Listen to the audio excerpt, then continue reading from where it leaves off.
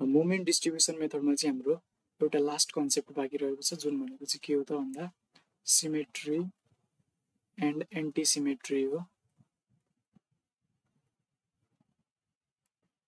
यो anti सिमेट्रीलाई skew symmetry पनि भनिन्छ। ल अब यो सिमेट्री एन्टी सिमेट्री भनेको चाहिँ के हो भन्दाखेरि सुरुमा हामी सिमेट्री भनेको के हो भनेर बुझौँ। सिमेट्री भनेको चाहिँ अब हाम्रो स्ट्रक्चर सिमेट्रिकल हुनको लागि चाहिँ सिमेट्री अथवा सिमेट्रिकल हुनको लागि चाहिँ के हुनुपर्छ त भन्दाखेरि geometry is symmetrical about an axis. एउटा एक्सिसको अबाउटमा चाहिँ के हुनु पर्यो त ज्योमेट्री सिमेट्रिकल हुनु पर्यो। र त्यस पछाडि के हुनु पर्यो भन्दाखेरि material properties and boundary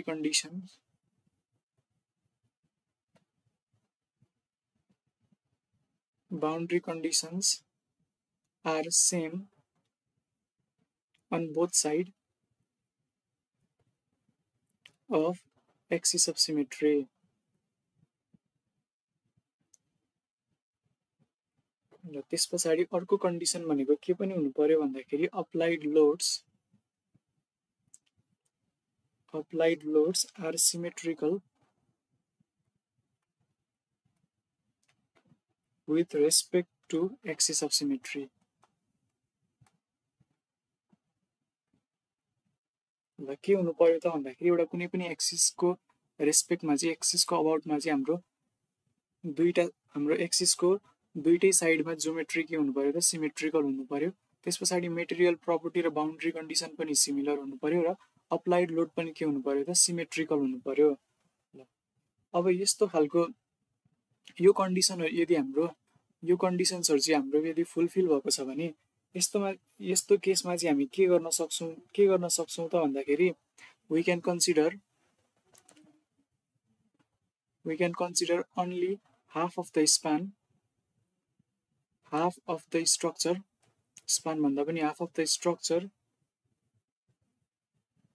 by modifying the stiffness of a member through which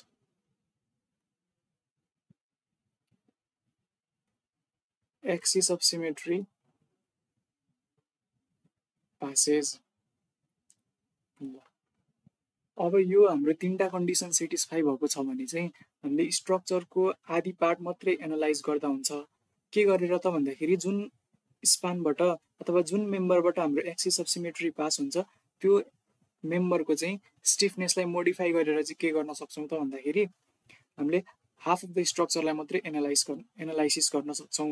र यो मोडिफाई स्टिफनेस चाहिँ कसरी मोडिफाई गर्ने भनेर चाहिँ हामी एकैछिनमा हेर्छौं। अब सुरुमा हेरौं सिमेट्रिकल बीम हेरौं।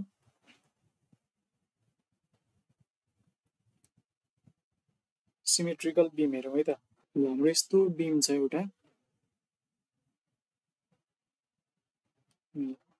यतापट्टि हिल सपोर्ट, यतापट्टि पनि हिल सपोर्ट, यहाँनेरि रोलर सपोर्ट, यहाँनेरि पनि रोलर सपोर्ट। यसको लेन्थ L1, यसको लेन्थ पनि L1, यसको लेन्थ L2 छ। अनि यसको मटेरियल प्रपर्टी भनेको E र geometrical property I1। Material property E, geometrical property I2, material property E, geometrical property I1 छ भने र हाम्रो लोड चाहिँ यसरी W लोड यसको बिचमा लागेको छ र अर्को W लोड यसको बिचमा लागेको छ भने सपोज यो ABCD भन्ने बीम हो भने अब हाम्रो के हुन्छ त भन्दाखेरि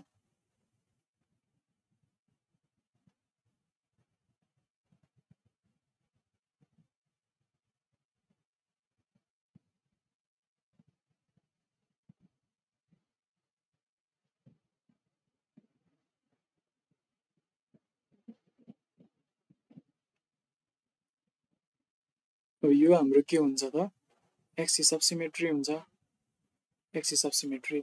अब यो एक्सिस अफ सिमेट्रीको यतापट्टि लेफ्ट र राइटतिर हेर्ने हो भने हाम्रो के छ त भन्दाखेरि geometry is symmetrical about an axis भनेको यो एक्सिसको अर्थमा हाम्रो जोमेट्री के छ त सिमेट्रिकल छ। त्यसै गरी अब मटेरियल प्रपर्टी पनि के छ त सिमेट्रिक नै छ दुई साइडमै। र बााउन्ड्री कन्डिसन भनेको के छ त यहाँनिर पनि हिन्ज सपोर्ट छ, यहाँनिर पनि हिन्ज सपोर्ट छ। ल त्यस पछाडि applied loads are symmetrical with respect to axis of symmetry. अब यो एक्सिस अफ सिमेट्रीको अबाउटमा हेर्ने हो भने के छ त हाम्रो यो लोडिङ पनि के छ त सिमेट्रिकल नै छ, लोडिङ पनि सिमेट्रिकल नै छ। अब हाम्रो यो कन्डिसनमा हाम्रो डिफ्लेक्टेड सेप कस्तो हुन्छ त हाम्रो इलास्टिक कर्भ भनेको यसरी जान्छ होला, यसरी हाम्रो इलास्टिक कर्भ यस्तो हुन्छ होला। अब यो के हुने भयो त यो भनेको थीटा ए, यो भनेको थीटा बी, यो पनि थीटा बी, यो थीटा सी, यो थीटा सी, यो थीटा डी हुने भयो। ल अब यसमा हेर्ने हो भने के हुन्छ त भन्दाखेरि यसमा के हुन्छ त भन्दा अब हाम्रो एट करेस्पोन्डिङ पोइन्ट्स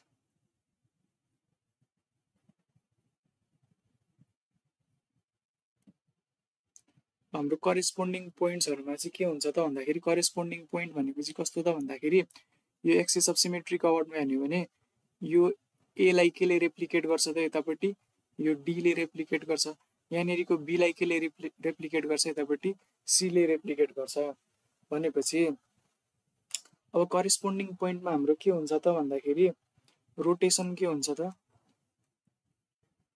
रोटेसन भनेको इक्वल एन्ड अपोजिट हुन्छ। रोटेसन के हुन्छ त इक्वल एन्ड अपोजिट हुन्छ भनेको हाम्रो के हुने भयो त भन्दाखेरि थीटा ए भनेको माइनस थीटा डी हुने भयो, त्यसै गरी थीटा बी भनेको माइनस थीटा सी हुने भयो, इक्वल बट अपोजिट। र अर्को हाम्रो मोमेन्ट पनि के हुन्छ त इक्वल एन्ड अपोजिट नै हुन्छ, मोमेन्ट पनि इक्वल एन्ड अपोजिट भन्न खोजेको एमएबी भनेको के हुन्छ त माइनस एमडिसी एन्ड सो अन। ल हाम्रो रोटेसन पनि के हुने भयो त इक्वल एन्ड अपोजिट हुने भयो र मोमेन्ट पनि के हुने भयो त इक्वल एन्ड अपोजिट हुने भयो। अब यसलाई एनालाइसिस गर्दाखेरि के गरिन्छ त भन्दाखेरि एनालाइसिस गर्दाखेरि अब हाम्रो एक्सिस अफ सिमेट्री पास भएको मेम्बर कुन हो त बिसी हो। अब बिसीमा हामी के गर्छौँ त भन्दाखेरि मोडिफाइड स्टिफनेस युज गर्छौँ, मोडिफाइड स्टिफनेस युज गर्छौँ। अब मोडिफाइड स्टिफनेस चाहिँ कति हुन्छ अरे भन्दाखेरि मोडिफाइड स्टिफनेस चाहिँ कति हुन्छ भन्दाखेरि 2EI/L हुन्छ अरे। हाम्रो मोडिफाइड स्टिफनेस चाहिँ कति हुन्छ 2EI/L हुन्छ भनेपछि अब मोडिफाइड रिलेटिभ स्टिफनेस चाहिँ कति हुन्छ त अब यसलाई हामीले केले डिभाइड गर्नु पर्यो 4E ले डिभाइड गर्नु पर्यो, 4E ले डिभाइड गर्दाखेरि कति हुने भयो त यो भनेको 1/2 टाइम्स I/L हुने भयो। भनेपछि हाम्रो मोडिफाइड रिलेटिभ स्टिफनेस चाहिँ के हुने हाम्रो रिलेटिभ स्टिफनेस चाहिँ के हुने रहेछ त relative stiffness is reduced by half। हाम्रो सिमेट्रिक केसमा चाहिँ के हुने रहेछ रिलेटिभ स्टिफनेस चाहिँ हाफ हुने रहेछ अथवा रिड्युस्ड बाई 50%, रिड्युस्ड बाई 50% हुने रहेछ। ल अब त्यसै गरी हाम्रो फ्रेमको कुरा गर्ने हो भने अब हामी फ्रेमको कुरा गरौँ, सिमेट्रिकल फ्रेम।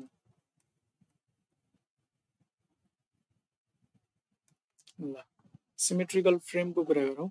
अब सिमेट्रिकल फ्रेमको कुरा गर्नु पर्दाखेरि सपोज हामीसँग एउटा फ्रेम छ। अब यो फ्रेममा हाम्रो यतापट्टि के लागेको छ त पी लोड लागेको छ र त्यही पोइन्टमा अर्कोपट्टि पनि अर्को कलममा पनि पी लोड लागेको छ। अब यो केसमा पनि हाम्रो के हो त यो भनेको एक्सिस अफ सिमेट्री हो, एक्सिस अफ सिमेट्री हो। अब हामीले के गर्नु पर्यो त भन्दाखेरि यसलाई पनि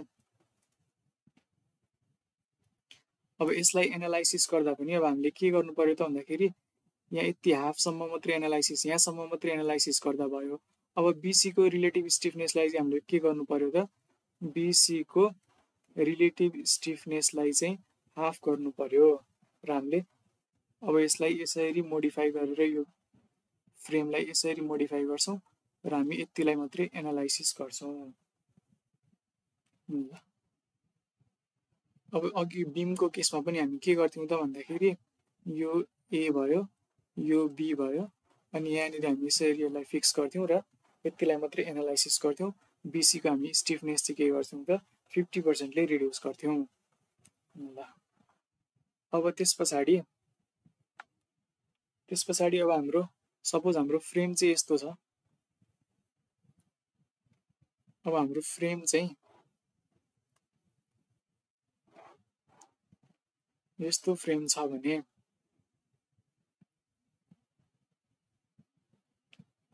ल सपोज हामीसँग यस्तो फ्रेम छ भने अब यो फ्रेममा त के हुने भयो त, A B C D E F. ल अब यो फ्रेममा त के हुने भयो भन्दाखेरि हाम्रो एक्सिस अफ सिमेट्री नै कहाँबाट पास हुने भयो त, एउटा कलमबाट पास हुने भयो।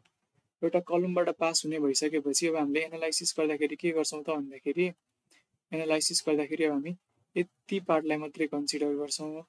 यो भनेको ए बी र सीलाई मात्रै कन्सिडर गर्छौँ। अब यो केसमा चाहिँ हाम्रो के गर्नु पर्दैन भन्दाखेरि नो मोडिफाइड स्टिफनेस, हाम्रो बीसीमा मोडिफाइड स्टिफनेस युज गर्नु पर्दैन। यदि हाम्रो एक्सिस अफ सिमेट्री चाहिँ कलमबाट पास भएको छ भने चाहिँ हामीले के गर्नु पर्दैन त भन्दाखेरि मोडिफाइड स्टिफनेस युज गर्न पर्दैन। हामीले के गर्छौँ त, हामीले अगाडि जे गरिरहेको त्यही कुरा नै गर्छौँ, तर हामीले हाफ फ्रेमको लागि मात्रै सल्भ गर्छौँ र करेस्पोन्डिङ पोइन्टमा हाम्रो सिमेट्रिकल भएको केसमा के हुन्छ त हाम्रो इक्वल बट अपोजिट मोमेन्ट आउँछ। ल यो भयो हाम्रो सिमेट्रिकलको कुरा। अब त्यस पछाडि एन्टी सिमेट्रीको कुरा गरौँ। एन्टी सिमेट्री अथवा यसलाई स्क्यू सिमेट्री पनि भनिन्छ। ल एन्टी सिमेट्री अथवा स्क्यू सिमेट्री। अब हाम्रो स्ट्रक्चर कुन केसमा चाहिँ एन्टी सिमेट्री अथवा स्क्यू सिमेट्री हुन्छ त भन्दाखेरि यदि हाम्रो if geometry is symmetric, geometry चाहिँ सिमेट्रिक हुनै पर्यो, but loading is anti symmetric about axis of symmetry. अर्को कन्डिसन भनेको load on one side is equal but opposite in direction, equal in magnitude, but opposite in direction on other side. Axis of सिमेट्रीको एउटा साइडमा भएको load चाहिँ के हुनु पर्यो त, अर्को साइडसँग equal in magnitude but opposite in direction हुनु पर्यो। ल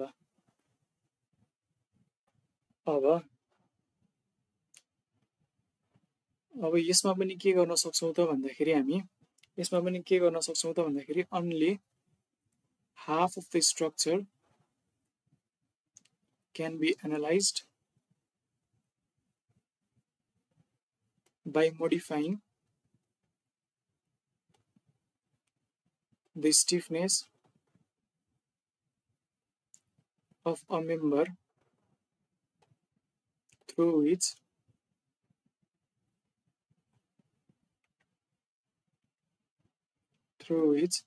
axis of symmetry passes.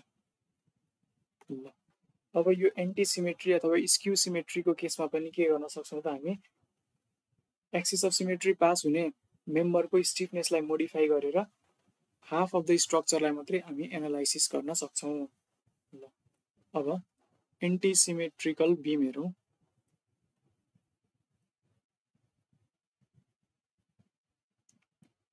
Anti symmetrical बिम हेरौँ। सपोज हामीसँग अघि केही बिम छ,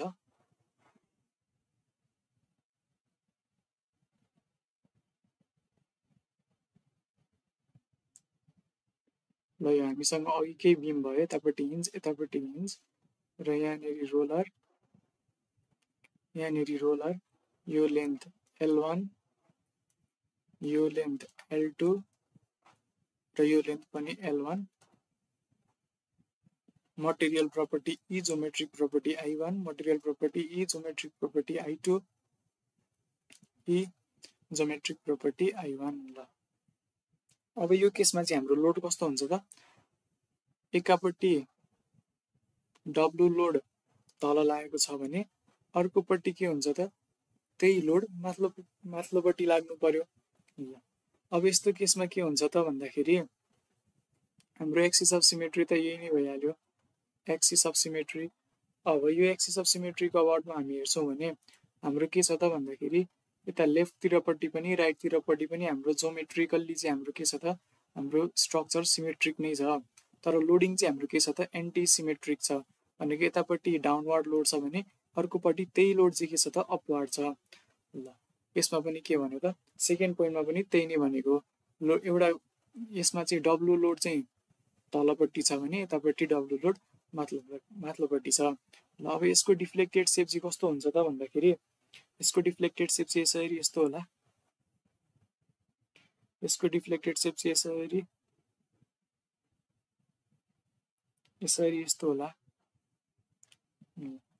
अब यो हाम्रो ए बी सी डी हो भने यो चाहिँ थीटा ए, यो थीटा बी, यो थीटा बी, यो थीटा सी, यो थीटा सी र यो थीटा डी। ल अब यसमा चाहिँ के हुन्छ त भन्दाखेरि एट करेस्पोन्डिङ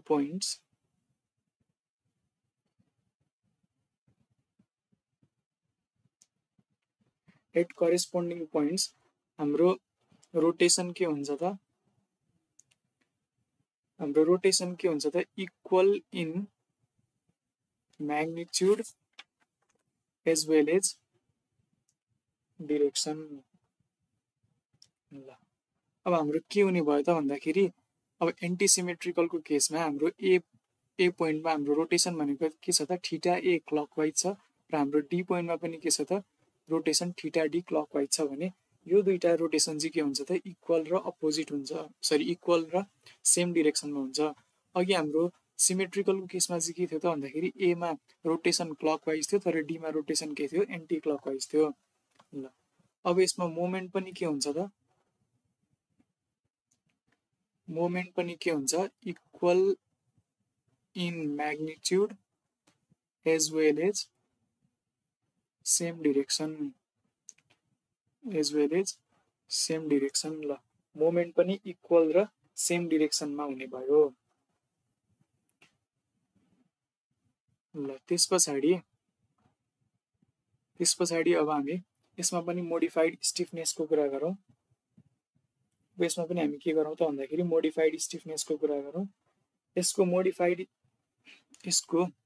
मोडिफाइड स्टिफनेस चाहिँ कति हुन्छ भन्दाखेरि यसको मोडिफाइड स्टिफनेस चाहिँ कति हुन्छ त भन्दाखेरि 6EI/L हुन्छ। र अब यसको मोडिफाइड रिलेटिभ स्टिफनेस चाहिँ कति हुन्छ त, त्यसो भए मोडिफाइड रिलेटिभ स्टिफनेस भनेको चाहिँ 1/4E टाइम्स 6EI/L हुन्छ। यो भनेको हाम्रो 3/2I/L हुने भयो, 3/2I/L हुने भयो।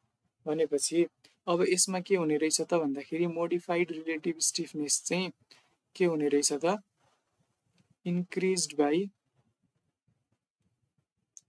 1.5 टाइम्स और 50%, 50%ले के हुने रहेछ त यसको मोडिफाइड स्टिफनेस चाहिँ बढ्ने रहेछ।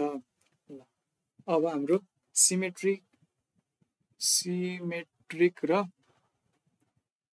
एन्टी सिमेट्रिकमा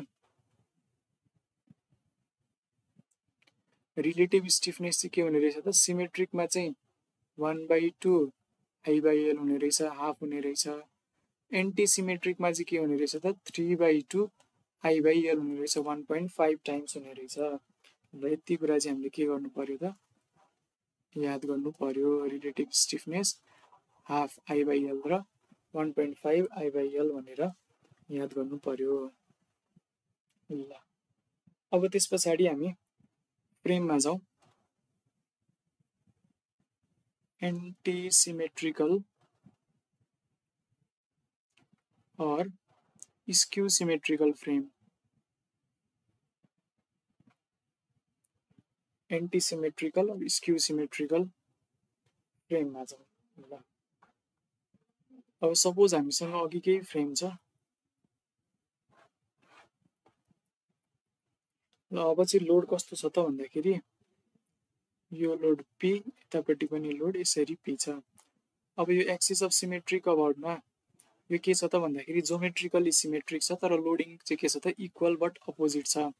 अब यो केसमा पनि हामी के गर्न सक्छौँ त भन्दाखेरि यो फ्रेमलाई यति आदि मात्रै एनालाइसिस गर्न सक्छौँ, यति आदि मात्रै एनालाइसिस गर्न सक्छौँ। तर हामीले के गर्नुपर्छ त BC को रिलेटिभ स्टिफनेसलाई चाहिँ के गर्नुपर्छ 1.5 टाइम्सले बढाइदिनु पर्छ। ल अब यति बुझिसकेपछि चाहिँ हामी एउटा क्वेसन गर्नतिर लागौँ। हाम्रो क्वेसन चाहिँ के छ भन्दाखेरि ल अब यो क्वेसनमा हेर्ने हो भने हाम्रो के छ त भन्दाखेरि हाम्रो एक्सिस अफ सिमेट्री चाहिँ यहाँनिर छ। यो कलममा चाहिँ हाम्रो के छ त एक्सिस अफ सिमेट्री पास भएको छ। र एक्सिस अफ सिमेट्रीको लेफ्ट र राइटतिर हेर्ने हो भने हाम्रो के छ त भन्दाखेरि जोमेट्रिकल प्रपर्टीहरू के छ सिमेट्रिक छ। त्यसै गरी हाम्रो लोडिङ पनि के छ त सिमेट्रिक छ। भनेपछि यो कस्तो खालको फ्रेम हो त भन्दाखेरि यो भनेको सिमेट्रिकल फ्रेम हो। सिमेट्रिकल फ्रेम हो जसको के छ त भन्दाखेरि एक्सिस अफ सिमेट्री चाहिँ कलमबाट पास भएको छ। कलमबाट पास भएको छ। कलम थ्रु पासिङ थ्रु कलम। एक्सिस अफ सिमेट्री चाहिँ के छ त भन्दाखेरि पासिङ थ्रु कलम छ।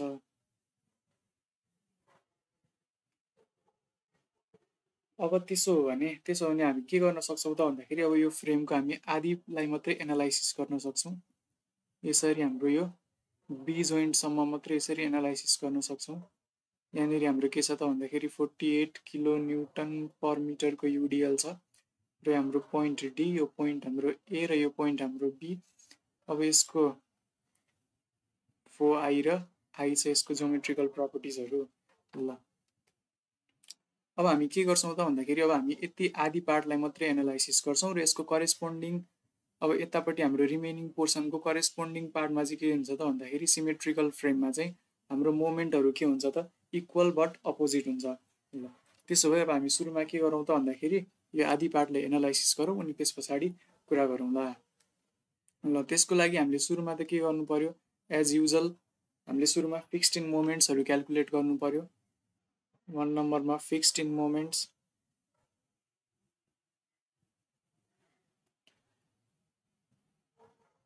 एफइएम्स। ल अब हामीले फिक्स्ड इन मोमेन्ट हाम्रो डिए भनेको कति हुन्छ 0 हुन्छ। त्यसै गरी हाम्रो फिक्स्ड इन मोमेन्ट एडी पनि कति हुन्छ 0 नै हुन्छ। किन भन्दाखेरि यो हाम्रो डिए भन्ने मेम्बरमा कुनै पनि लोड छैन।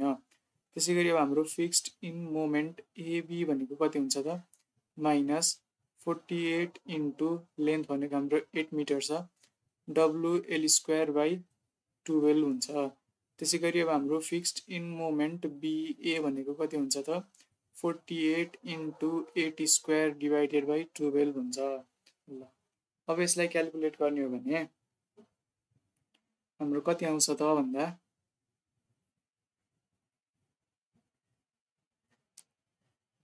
48 इन्टु 8² भनेको 64/12 गर्ने हो भने हाम्रो आउँछ माइनस 256 किलो न्युटन मिटर।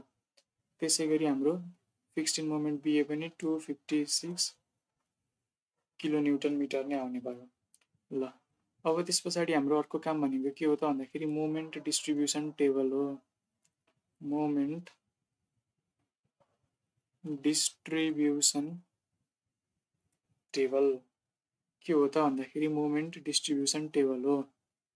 ल अब मोमेन्ट डिस्ट्रिब्युसन टेबलमा हाम्रो के हुने भयो त भन्दाखेरि सुरुमा हाम्रो के आउँछ जोइन्ट्स, त्यस पछाडि मेम्बर्स, त्यस पछाडि रिलेटिभ स्टिफनेस, त्यस पछाडि डिस्ट्रिब्युसन फ्याक्टर र त्यस पछाडि फिक्स्ड इन मोमेन्ट्स आउँछ। ल अब हाम्रो जोइन्ट्स के छ त? जोइन्ट भनेको हाम्रो डी जोइन्टमा एउटा मात्रै मेम्बर, डी जोइन्टमा डिए मेम्बर र हाम्रो ए जोइन्टमा एडी र एबी मेम्बर, त्यसै गरी बी जोइन्टमा बिए भन्ने मेम्बर छ।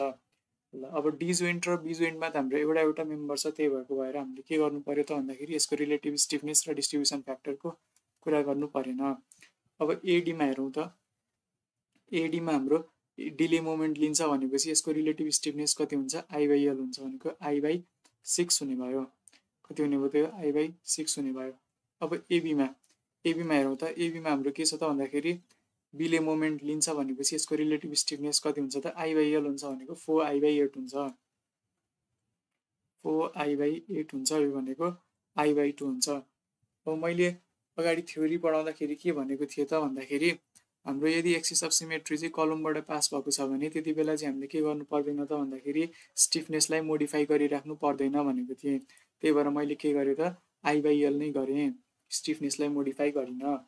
ल अब एडीको डिस्ट्रिब्युसन फ्याक्टर निकालौँ। एडीको डिस्ट्रिब्युसन फ्याक्टर निकाल्नको लागि 1/6 डिभाइडेड बाई 1/6 प्लस 1/2 गर्नु पर्यो। यति गर्दाखेरि हाम्रो कति आउँछ त? 0.25 आउँछ। त्यसै गरी अब हाम्रो एबीको डिस्ट्रिब्युसन फ्याक्टर कति आउने भयो त? 0.75 आउने भयो अभियसली। ल 0.75 आयो। अब त्यस पछाडि फिक्स्ड इन मोमेन्ट्सहरू लेखौँ। फिक्स्ड इन मोमेन्ट डिए भनेको 0, एडीको पनि 0, एबीको -256 र बिएको +256। अब यस पछाडि ब्यालेन्स गरौँ। यहाँ र यहाँ ब्यालेन्स गर्न मिल्दैन, किन भन्दाखेरि यिनीहरू भनेको सेल्फ ब्यालेन्सिङ इन्ट्सहरू हुन्। ल अब यो ए जोइन्टमा ब्यालेन्स गरौँ। ए जोइन्टमा ब्यालेन्स गर्नको लागि हाम्रो टोटल अनब्यालेन्स मोमेन्ट भनेको 256 छ भनेपछि यसलाई पोजिटिभ बनाएर हामीले 0.25 ले मल्टिप्लाई गऱ्यौँ भने यहाँनिर आउने भयो 64 र यसलाई नै 0.75 ले मल्टिप्लाई गऱ्यो भने आउने भयो 192। ल अब त्यस पछाडि क्यारिओभर। अब डिएको क्यारिओभर एडीमा जानको लागि केही पनि छैन, बिएको क्यारिओभर पनि एबीमा आउनको लागि केही पनि छैन र एडीको क्यारिओभर डिएमा आउनको लागि 64 को हाफ भनेको 32 आउने भयो यहाँ। अनि यतापट्टि अब 192 को हाफ कति हुन्छ त भन्दाखेरि 192 को हाफ भनेको 96 यहाँ आउने भयो। अब ब्यालेन्स गर्नको लागि यहाँ हाम्रो डी जोइन्ट र बी जोइन्टमा ब्यालेन्स गर्न सकिँदैन र ए जोइन्टमा पनि अब ब्यालेन्स गर्नको लागि अनब्यालेन्स्ड मोमेन्ट केही पनि छैन भनेपछि अब हाम्रो इटरेसन यहीँनिर सक्यो। र अब हामी के गर्छौँ त भन्दाखेरि हामी अब फाइनल इन मोमेन्ट्स निकाल्छौँ। फाइनल इन्ड मोमेन्ट्स निकाल्छौँ। के गर्छौँ त भन्दाखेरि फाइनल इन मोमेन्ट्स निकाल्छौँ। ल अब डिएको निकाल्नको लागि डिएको फिक्स्ड इन मोमेन्टदेखि तलको मोमेन्टहरू जोड्नु पर्यो। यो जोड्दाखेरि हाम्रो 32 नै आउने भयो। त्यसै गरी अब हाम्रो एडीमा जोड्दाखेरि 64 नै आउने भयो र एबीमा जोड्दाखेरि हाम्रो -64 आउनुपर्छ। 256 प्लस 192 गऱ्यो भने -64 आयो र त्यसै गरी बिएमा 256 प्लस 96 गर्दाखेरि 352 आउने भयो। 352 आउने भयो। ल अब यो के भयो त भन्दाखेरि हाम्रो यति आधा पार्टको चाहिँ हाम्रो इन मोमेन्ट्सहरू आयो। अब बाँकी रहेको पार्टहरूमा चाहिँ इन मोमेन्ट कसरी आउँछ त भन्नको लागि एकचोटि म यहाँ सानो टेबल बनाउँछु। के को त भन्दाखेरि मेम्बर्स र इन मोमेन्ट्सको। हाम्रो मेम्बर के छ त भन्दाखेरि डिए, एडी, एबी, बिए, त्यसै गरी बिसी, सिबी, बिई, इबी र सिएफ छ हाम्रो मेम्बरहरू, सिएफ। अनि त्यस पछाडि फाइनली एफसी पनि छ। ल अब यहाँनिर हेर्ने भने हाम्रो डिएमा कति आएको छ त इन मोमेन्ट भनेको 32 आएको छ। त्यसै गरी एडीमा 64 आएको छ। त्यसै गरी एबीमा -64 आएको छ र बिएमा हाम्रो 352 आएको छ। ल अब हाम्रो सिमेट्रिकल फ्रेममा सिमेट्रिकल फ्रेममा हाम्रो करेस्पोन्डिङ पोइन्ट्सहरुमा के हुन्छ त भन्दाखेरि करेस्पोन्डिङ पोइन्ट्सहरुमा हाम्रो मोमेन्ट चाहिँ के हुन्छ त इक्वल बट अपोजिट हुन्छ मोमेन्टहरु इक्वल बट अपोजिट हुन्छ ल अब यता हेरौँ त अब यो DA को करेस्पोन्डिङ मेम्बर भनेको कुन हो FC हो भनेपछि DA मा जति मोमेन्ट छ FC मा त्यति नै मोमेन्ट हुन्छ तर अपोजिट DA मा जति मोमेन्ट छ FC मा त्यति नै मोमेन्ट हुन्छ तर अपोजिट भनेपछि -32 आउने भयो ल त्यसैगरी अब AD यो AD को करेस्पोन्डिङ मेम्बर भनेको कुन हो CF हो भनेपछि AD मा जति मोमेन्ट छ CF मा त्यसको अपोजिट AD मा 64 छ भने CF मा त्यसको अपोजिट -64 आउने भयो ल अब त्यसैगरी हाम्रो AB यो AB को करेस्पोन्डिङ मेम्बर कुन हो AB को करेस्पोन्डिङ मेम्बर भनेको CB हो भनेको AB मा जति आएको छ -64 त्यति नै CB मा कति आउनु पर्यो त पोजिटिभ 64 आउनु पर्यो ल त्यसैगरी अब हाम्रो BA मा 352 आएको छ BA मा कति आएको छ त BA मा 352 आएको छ भनेको BA को करेस्पोन्डिङ मेम्बर भनेको कुन हो BC हो त्यसो भए अब BA को करेस्पोन्डिङ मेम्बर के हो BC हो भनेपछि यहाँनिर 352 आउने भयो ल अब हाम्रो BE र EB बाँकी रह्यो अब BE र EB बाँकी रह्यो भने अब हाम्रो B जोइन्टमा हेर्यो भने के भएको छ त भन्दाखेरि हाम्रो B जोइन्टमा भनेको के हुनुपर्ने हो भन्दाखेरि समेसन अफ मोमेन्ट B भनेको 0 हुनुपर्ने हो र अब हाम्रो यसमा करेस्पोन्डिङ मेम्बरहरुमा मोमेन्ट इक्वल एन्ड अपोजिट गर्दाखेरि हाम्रो के भएको छ त भन्दाखेरि MBA र MBC जोड्दाखेरि अलरेडी हाम्रो के भइसकेको छ त 0 आइसकेको छ किन भन्दाखेरि MBA जति छ MBC पनि त्यति नै छ तर अपोजिटमा भनेपछि यो दुईटाको सम गर्दाखेरि हाम्रो 0 आइसकेको छ भनेपछि हाम्रो समेसन अफ मोमेन्ट 0 आइसक्यो भनेपछि अब यो BE मेम्बरले केही पनि मोमेन्ट लिने भएन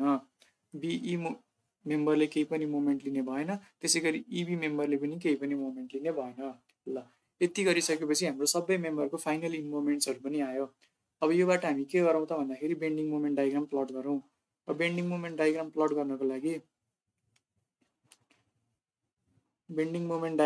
गर्नको लागि यो हाम्रो बीम भयो सरी फ्रेम भयो ल यो D A B C यो E र F भयो है त ल अब सुरुमा DA बाट प्लट गर्न सुरु गरौँ DA बाट प्लट गर्दा DA भनेको के हो त लेफ्टतिरको पोजिटिभ छ भने हामी कता प्लट गर्छौं त यतापट्टि प्लट गर्छौं यो भनेको 32 यहाँ हामीले प्लट गर्यौं ल त्यसैगरी AD भनेको त के हो राइटतिरकोलाई हामीले के गर्नुपर्छ नेगेटिभ बनाएर प्लट गर्नुपर्छ भनेपछि अब यो 64 लाई नेगेटिभ बनाएर यहाँनिर प्लट गर्ने हो भने यहाँनिर यसरी आउने भयो 64 र मैले यसलाई यसरी जोड्दिए ल अब AB मा हेरौँ AB मा के छ -64 छ भनेपछि यो लेफ्टको जस्ताको त्यस्तै मैले 64 यहाँनिर प्लट गरे त्यसैगरी BA मा 352 छ BA मा 352 भनेको के हो त राइटतिरकोलाई मैले रिभर्स गरेर प्लट गर्नुपर्छ भनेपछि यहाँनिर 352 यसरी मैले यतापट्टि प्लट गरे 352 र मैले यसलाई यसरी जोड्दिए ल अब त्यसैगरी अब हाम्रो BC मा कति छ नेगेटिभ 352 छ भनेपछि नेगेटिभ 352 अलरेडी प्लट भइसकेको छ अब CB मा कति छ त CB मा पोजिटिभ 64 छ भनेको पछि अब यो CB भनेको त के हो राइटतिरको भइसकेपछि यसलाई मैले रिभर्स गरेर प्लट गर्नुपर्छ रिभर्स गरेर प्लट गर्दाखेरि यहाँनिर मैले 64 यसरी प्लट गरे र यो 352 सँग मैले यसरी जोड्दिए ल अब त्यसैगरी CF मा प्लट गरौँ CF भनेको यो C भनेको के हो त लेफ्ट हो लेफ्ट भनेपछि यसमा जस्ताको त्यस्तै प्लट गर्नु पर्यो कति भन्दाखेरि 64 ल त्यसैगरी अब हाम्रो FC मा कति छ त FC मा -32 छ FC भनेको त के हो राइटतिरकोलाई मैले रिभर्स गरेर प्लट गर्नुपर्छ रिभर्स गर्दाखेरि यो नेगेटिभ भनेको के हुने भयो त पोजिटिभ 32 हुने भयो यसरी यहाँ पोजिटिभ 32 आउने भयो र मैले यसलाई अब यसरी जोड्दिए ल यो भयो हाम्रो इन मोमेन्टको प्लट ल अब इन मोमेन्टको प्लट सकिसकेपछि हामीले के गर्नु पर्यो त भन्दाखेरि अब सिम्पली सपोर्टेड बीममा कति मोमेन्ट आउँछ त्यो मोमेन्ट प्लट गर्नु पर्यो अब त्यसको लागि हामीसँग के छ त भन्दाखेरि यहाँनिर 48 किलो न्युटन पर मिटरको UDL छ यो डिस्टेन्स कति रह्यो एबी अथवा बिसी भनेको के छ त इक्वल छ भनेपछि यो भनेको पोइन्ट ए र बी हो भने यो भनेको पोइन्ट बी अर सी हो है त। फर्स्ट यो एबी को लागि यो ए र बी हो भने यो बिसी को लागि यो बी र सी हो भनेपछि अब यहाँनिर मोमेन्ट कति आउँछ त 0, यहाँ पनि मोमेन्ट कति आउँछ 0 र मिड पोइन्टमा हाम्रो मोमेन्ट कति आउँछ त मिड पोइन्टमा हाम्रो मोमेन्ट आउँछ WL²/8 भनेपछि 48 इन्टु अब हाम्रो लेन्थ कति हो त लेन्थ भनेको 8 मिटर हो भनेपछि 48 इन्टु 8² डिभाइडेड बाई 8 आउने भयो भनेपछि यो 8 र 8 गयो भनेपछि 48 इन्टु 8 गर्दाखेरि हाम्रो कति आउँछ त 48 इन्टु 8 गर्दाखेरि हाम्रो आउँछ 384 कति आउँछ त 384 किलो न्युटन मिटर आउँछ। ल भनेपछि अब यसको यो एबी र बिसी को बिचमा चाहिँ कति आउने भयो त मिड स्प्यानमा चाहिँ मिड पोइन्टमा चाहिँ आउने भयो 384। त्यसै गरी यहाँ पनि बिचमा आउने भयो 384 र अब हामी यसलाई यसरी स्क्वायर प्याराबोला बनाएर यसरी जोडिदिन्छौँ। ल यसरी हामीले जोडिदियौँ। ल यो चाहिँ हाम्रो के भयो त भन्दा बेन्डिङ मोमेन्ट डायग्राम भयो। अब हाम्रो रिजल्टेन्ट डायग्राम चाहिँ कति के हुन्छ त भन्दाखेरि यहाँ यसरी हाम्रो यो चाहिँ रिजल्टेन्ट डायग्राम भयो।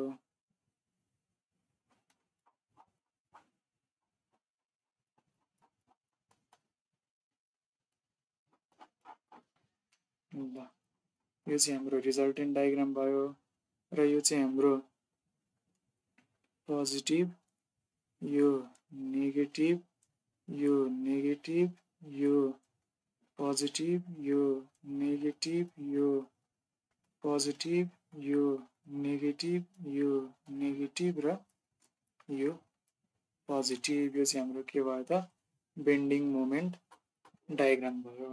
ल यसरी हामीले के गर्यौं त भन्दाखेरि यो फ्रेमको हामीले सिमेट्रिकल फ्रेमको एडभान्टेज लिएर हामीले के गर्यौं त यसको एनालाइसिस गर्यौं। अब यहाँ हेरौँ त एनालाइसिस कति छोटो भएको छ यो हामीले एडभान्टेज लिएर सिमेट्रिसिटीको एडभान्टेज लिएर। ल यसरी हामीले सिमेट्रिकल फ्रेमलाई यसरी सल्भ गर्न सक्छौं। ल अब एउटा लास्ट क्वेसन हेरौँ। लास्ट क्वेसन चाहिँ हाम्रो कस्तो छ त भन्दाखेरि यहाँ फिक्स्ड यहाँनिर फिक्स्ड र यसमा चाहिँ हाम्रो यस्तो ट्रायंगुलर लोड छ।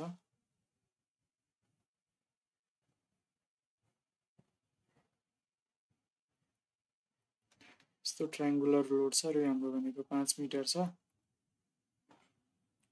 र यो हाम्रो 4 मिटर छ। ए बी सी डी र यो हाम्रो 2.5 मिटर छ। अनि हाम्रो के छ त भन्दाखेरि यहाँनिर हाम्रो लोड छ यसरी यहाँनिर 10 किलो न्युटनको लोड छ प्लस यहाँनिर कति राख्नु यहाँनिर हाम्रो सपोज 20 किलो न्युटनको लोड छ र यो एंगल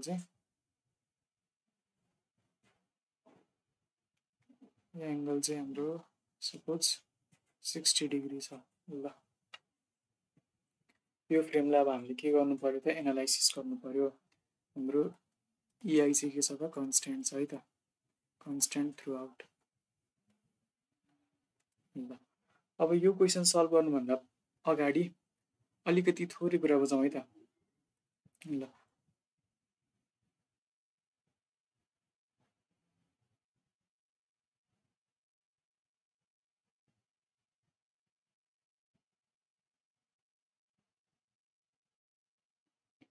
अब हाम्रो के हुन्छ भन्दाखेरि हाम्रो सपोज हामीसँग एउटा सिमेट्रिकल फ्रेम छ। यसरी सिमेट्रिकल फ्रेम छ भने अब यो सिमेट्रिकल फ्रेममा जस्तो सुकै जेनरल लोडिङ केस आए पनि हामी त्यसलाई चाहिँ के गर्न सक्छौं त भन्दाखेरि सिमेट्रिकल र एन्टी सिमेट्रिकल गरेर दुई पार्टमा चाहिँ यसलाई हामीले स्प्लिट गरिदिन सक्छौं। अब कसरी भन्दाखेरि सपोज हामीसँग यहाँ एउटा लोड छ W र यहाँ एउटा लोड छ W2 भने अब यसलाई हामी के गर्न सक्छौं त भन्दाखेरि यसलाई हामीले सिमेट्रिकल र एन्टी सिमेट्रिकलमा डिभाइड गर्न सक्छौं। सिमेट्रिकल र एन्टी सिमेट्रिकल फ्रेममा डिभाइड गर्न सक्छौं। कसरी भन्दाखेरि यो हाम्रो के भयो त मैले यो W1 लाई मात्रै राखेर एउटा फ्रेम बनाएँ भने यो फ्रेम भनेको के भयो, मेरो सिमेट्रिकल फ्रेम भयो, सिमेट्रिकल फ्रेम भयो। त्यसै गरी अब म के गर्छु त भन्दाखेरि यो W2 किलोन्युटन यो W2 भन्ने लोड मात्रै राख्यो भने यो चाहिँ मेरो के हुन्छ त एन्टी सिमेट्रिकल फ्रेम हुन्छ, एन्टी सिमेट्रिकल फ्रेम हुन्छ। अब कसरी एन्टी सिमेट्रिकल हुन्छ भनेर बुझ्नको लागि चाहिँ अब यसलाई पनि अझै हामीले यसरी स्प्लिट गर्न सक्छौँ। यसलाई स्प्लिट गर्ने हो भने के हुन्छ त भन्दाखेरि यसलाई स्प्लिट गरेर हामी के गर्न सक्छौँ त भन्दाखेरि यहाँनिर W2 डिभाइड बाई 2 र यहाँ पनि W2 डिभाइड बाई 2 को लोड लाउन सक्छौँ। र यति गर्दाखेरि यो लोड भनेको के भयो त भन्दाखेरि इक्वल एन्ड अपोजिट भयो र हाम्रो के छ त अब चाहिँ हाम्रो यो फेरि के भयो सिमेट्रिकल भयो। तर हाम्रो लोडिङ चाहिँ के छ इक्वल एन्ड अपोजिट भएको भएर इक्वल एन्ड अपोजिट त्यो पनि के छ त एउटै पोइन्टमा भएको भएर चाहिँ अब यसको के छ त यो हाम्रो फ्रेमको केही पनि सिग्निफिकेन्स नै छैन, यो फ्रेमको हाम्रो नो सिग्निफिकेन्स, नो सिग्निफिकेन्स, यसको जेरो इफेक्ट आउँछ यो लोडको कारणले गरेर जेरो इफेक्ट आउँछ। ल त्यसै गरी अब अर्को चाहिँ के गर्न सक्छौँ त भन्दाखेरि अर्को भनेको हाम्रो यतापट्टि W2 डिभाइड बाई 2 र यतापट्टि पनि W2 डिभाइड बाई 2 गर्न सक्छौँ।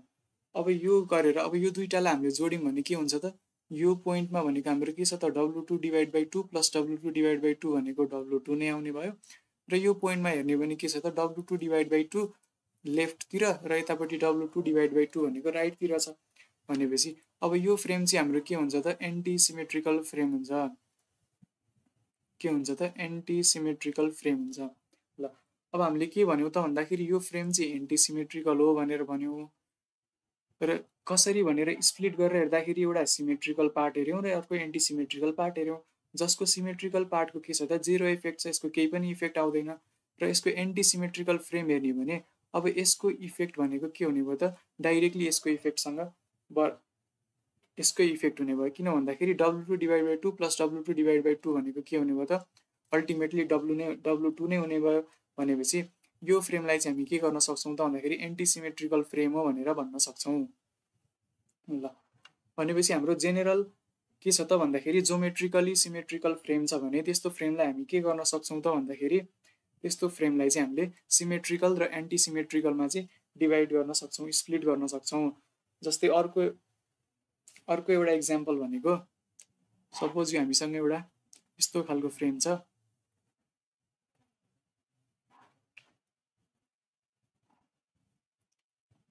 ल यस्तो खालको फ्रेम छ भने र सपोज यहाँनिर हाम्रो 20 किलो न्युटनको लोड लागेको छ भने अब यसलाई म के गर्न सक्छु त भन्दाखेरि यसलाई म सिमेट्रिकल र एन्टी सिमेट्रिकलमा डिभाइड गर्न सक्छु, सिमेट्रिकल र एन्टी सिमेट्रिकलमा डिभाइड गर्न सक्छु, सिमेट्रिकल र एन्टी सिमेट्रिकलमा डिभाइड गर्न सक्छु।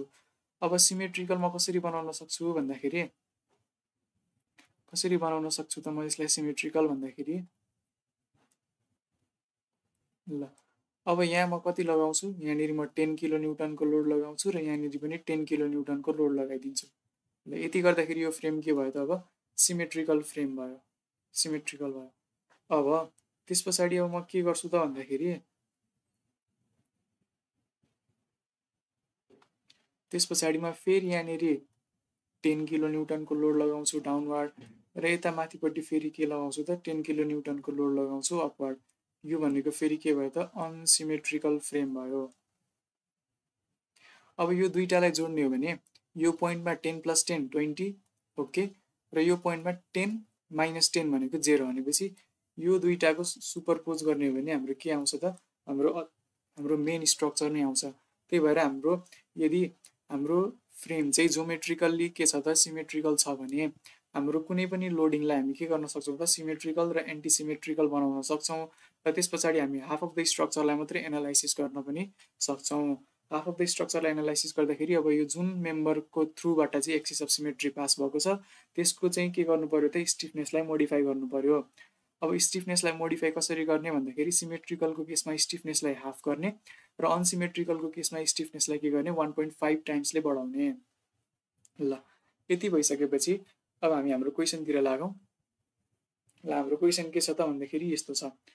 अब अब मैले के गरिदिएँ त भन्दाखेरि मैले यो 20 किलो न्युटन जुन 60 डिग्रीमा लागिरहेको छ यसलाई म के गर्छु त रिजल्भ गरिदिन्छु सुरुमा। यसलाई रिजल्भ गर्ने हो भने के आउँछ त मेरो भन्दाखेरि हाम्रो यस्तो फ्रेम छ, यहाँनिर यस्तो ट्रायङ्गुलर लोड छ, ट्रायङ्गुलर युभिएल छ। ल अब यहाँनिर हाम्रो के छ त भन्दाखेरि यहाँनिर हाम्रो 10 किलो न्युटनको लोड छ। अब यसको 20 अब यसलाई स्प्लिट गर्ने हो भने यसलाई हामीले रिजल्भ गर्ने हो भने के आउँछ त 20 cos 60 चाहिँ यसरी होरिजेन्टल आउँछ। यहाँ होरिजेन्टल कति आउँछ त भन्दाखेरि 20 cos 60 डिग्री आउँछ र भर्टिकल कति आउँछ त 20 sin 60 डिग्री आउँछ।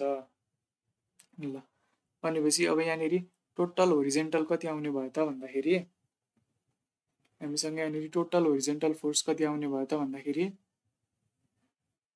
हामीसँग अलरेडी थियो त्यहाँनिर 10 प्लस 20 cos 60 भनेको कति हो त 10 हो भनेपछि यहाँनिर हाम्रो टोटल यहाँनिर कति आउने भयो त होरिजेन्टल फोर्स भनेको 20 किलो न्युटन आउने भयो। त्यसै गरी अब हाम्रो भर्टिकल फोर्स भनेको कति आउँछ त भर्टिकल फोर्स भनेको 20 sin 60 आउँछ। यो भनेको कति हो त भन्दाखेरि 10√3 हो। ल 10√3 हो भनेपछि अब हाम्रो के हुने भयो त भन्दाखेरि हाम्रो फ्रेम चाहिँ यस्तो हुने भयो। ल यतापट्टि होरिजेन्टल 20 किलो न्युटन र भर्टिकल 10√3 किलो न्युटन र हाम्रो युबिएलको यो ट्रायङ्गुलरको अप्पर मोस्ट पोइन्टको इन्टेन्सिटी भनेको 30 किलो न्युटन पर मिटर। अनि यो हाम्रो डिस्टेन्स भनेको 5 मिटर, यो डिस्टेन्स भनेको 4 मिटर, यही हाम्रो कन्स्ट्यान्ट छ। ल अब यो फ्रेममा हाम्रो यो भर्टिकल लोडले के गर्छ त भन्दाखेरि न त हाम्रो फिक्स्ड इन मोमेन्टमा कन्ट्रिब्युट गर्छ न हाम्रो बेन्डिङ मोमेन्टमा कन्ट्रिब्युट गर्छ। अब फिक्स्ड इन मोमेन्टमा त यसै पनि कन्ट्रिब्युट गर्ने भएन किन भन्दाखेरि यो भनेको नोडल फोर्स हो, नोडल फोर्सले फिक्स्ड इन मोमेन्ट दिँदैन। र हाम्रो बेन्डिङ मोमेन्टमा चाहिँ कसरी यसले कन्ट्रिब्युट गर्दैन भनेर चाहिँ हामी बेन्डिङ मोमेन्ट डायग्राम बनाउने बेला हेर्छौँ। अहिलेलाई चाहिँ यति बुझौँ कि यसले फिक्स्ड इन मोमेन्टमा पनि कन्ट्रिब्युट गर्दैन र बेन्डिङ मोमेन्ट डायग्राममा पनि यसले हाम्रो केही पनि कन्ट्रिब्युट गर्दैन। ल त्यो भएको भएर अब हामीले हाम्रो एनालाइसिसमा यो भर्टिकल फोर्सलाई के गर्न सक्छौँ त भन्दाखेरि भर्टिकल फोर्सलाई हामीले कन्सिडर नगर्न पनि सक्छौँ। हामी भर्टिकल फोर्सलाई अब कन्सिडर नगरेर बाँकी रिमेनिङ स्ट्रक्चरलाई यसरी बनाउन सक्छौँ।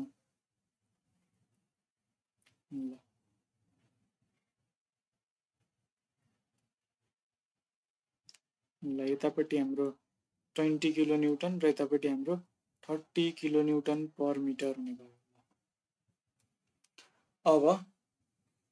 अब यो फ्रेमलाई म के गर्न सक्छु त भन्दाखेरि म यो फ्रेमलाई अब सिमेट्रिकल र एन्टिसिमेट्रिकल फ्रेममा स्प्लिट गर्न सक्छु।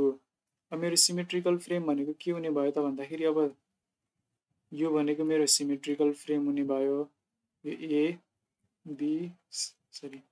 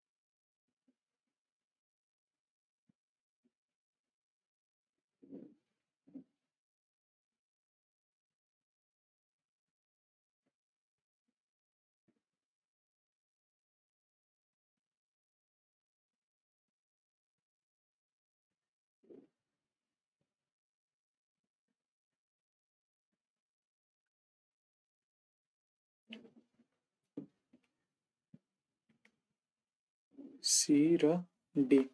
ल अब यो फ्रेम भनेको के हुने भयो त हाम्रो यति भनेको हाम्रो सिमेट्रिकल फ्रेम हुने भयो र यो के हुने भयो त सिमेट्रिकल फ्रेम हुने भयो। अब त्यस पछाडि हाम्रो अब यो भनेको चाहिँ हाम्रो के हुने भयो त एन्टी सिमेट्रिकल फ्रेम हुने भयो। 20 किलोन्युटन भनेको के हुने भयो त एन्टी सिमेट्रिकल फ्रेम हुने भयो। यो चाहिँ के एन्टी सिमेट्रिकल फ्रेम। कसरी एन्टी सिमेट्रिकल फ्रेम भनेर मैले यहाँ भनिसकेँ। के गर्ने त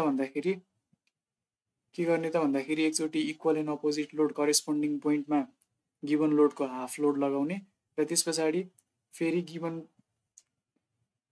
लोड भएको पोइन्ट र त्यसको करेस्पोन्डिङ पोइन्टमा त्यसको हाफ लोड यसरी लगाउने। यसरी लगाउँदाखेरि के हुन्छ त यो चाहिँ एन्टी सिमेट्रिकल हुन्छ। ल अब यो 30 किलोन्युटन पर मिटर छ। ल अब हाम्रो के भयो त भन्दाखेरि यो सिमेट्रिकल फ्रेम भयो, यो एन्टी सिमेट्रिकल फ्रेम भयो। अब हामी के गर्न सक्छौँ त यसलाई भन्दाखेरि यसको अब हाफ पोर्सन मात्रै हामीले एनालाइसिस गर्न सक्छौँ। यो एक्सिस अफ अबाउट यो एक्सिस अफ सिमेट्री भयो। यो चाहिँ हाम्रो एक्सिस अफ सिमेट्री भयो, यो पनि एक्सिस अफ सिमेट्री भयो। अब हामी के गर्न सक्छौँ त भन्दाखेरि हामी हाफ अफ द स्ट्रक्चरको मात्रै एनालाइसिस गर्न सक्छौँ। अब हामी सिमेट्रिकल फ्रेमलाई लियौँ। अब सिमेट्रिकल फ्रेमलाई लिने हो भने हाम्रो फिक्स्ड इन मोमेन्ट एबी भनेको कति हुन्छ त भन्दाखेरि फिक्स्ड इन मोमेन्ट एबी भनेको 0, त्यसै गरी फिक्स्ड इन मोमेन्ट बिए भनेको पनि 0 र हाम्रो फिक्स्ड इन मोमेन्ट बिसी भनेको कति छ त भन्दाखेरि -5/96 इन्टु डब्लुएल स्क्वायर भनेको कति हुन्छ त -5/96 इन्टु 30 इन्टु एल स्क्वायर भनेको कति हुन्छ त भन्दा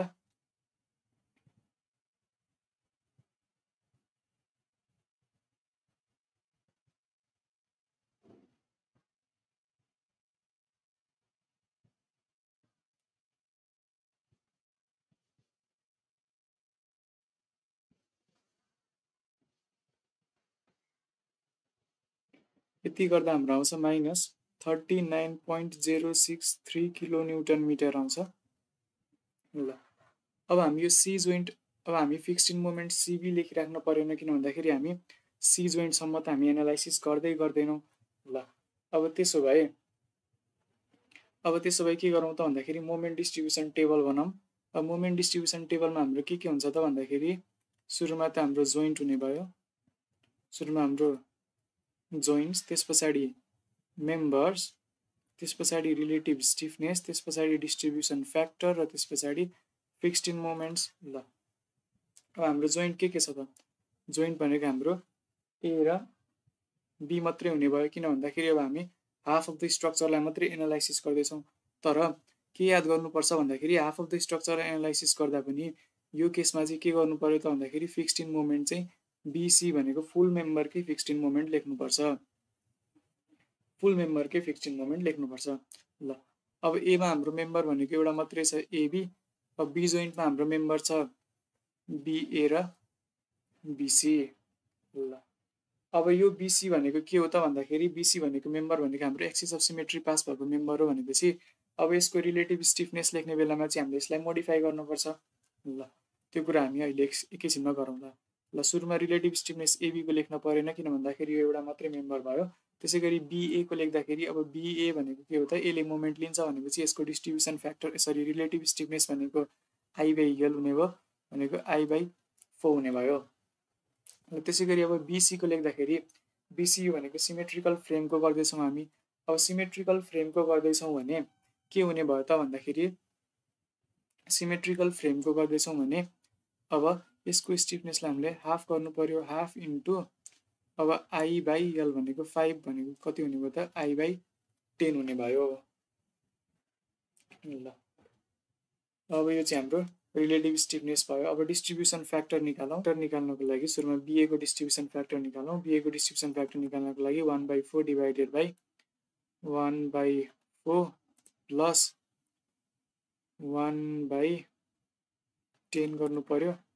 यति गर्दाखेरि हाम्रो कति आउँछ भन्दाखेरि 0.714 आउने रहेछ 0.714। ल त्यसै गरी अब BC को रिलेटिभ स्टिफनेस निकाल्नको लागि यहाँ 1/10 राख्नु पर्यो। यति गर्दाखेरि हाम्रो आउँछ 0.286। ल अब यस पछाडि फिक्स्ड इन मोमेन्ट लेखौँ। फिक्स्ड इन मोमेन्ट AB भनेको 0, त्यसै गरी फिक्स्ड इन मोमेन्ट BA भनेको पनि 0 र हाम्रो फिक्स्ड इन मोमेन्ट BC भनेको कति हुने भयो त भन्दाखेरि -39.063 आउने भयो। ल अब यसलाई के गर्नु पर्यो त ब्यालेन्स गर्नु पर्यो। एमा ब्यालेन्स गर्न सकिन्न। अब बीमा ब्यालेन्स गर्नको लागि अनब्यालेन्स्ड मोमेन्ट भनेको -39.063 छ भनेपछि 39.063 लाई अब मैले मल्टिप्लाई गर्नु पर्यो 0.714 सँग। यति गर्दाखेरि मेरो यहाँ आउँछ 27.891 र यसलाई नै मल्टिप्लाई गर्नु पर्यो मैले 0.286 सँग। यति गर्दाखेरि मेरो आउँछ 11.172। ल अब त्यस पछाडि क्यारी ओभर गर्नु पर्यो। AB को क्यारी ओभर BA मा जान केही पनि छैन। BA को क्यारी ओभर AB मा आउनको लागि 27.891 डिभाइड बाइ 2 भनेको 13.946 आउने भयो। त्यसै गरी BC को क्यारी ओभर जाने ठाउँ कहीँ पनि छैन र BC मा क्यारी ओभर आउने ठाउँ पनि कहीँ पनि छैन। ल भनेपछि अब अर्को स्टेपमा हामीले ब्यालेन्स गरिराख्नु परेन। ल यति गरिसकेपछि हामी के गर्छौँ त यहाँनिर अब यो सिमेट्रिकल फ्रेमको इन मोमेन्ट्सहरू सम गरेर लेख्छौँ। 13.946 यहाँनिर 27.891 र BCमा भनेको -39.063 प्लस 11.172 भनेको -20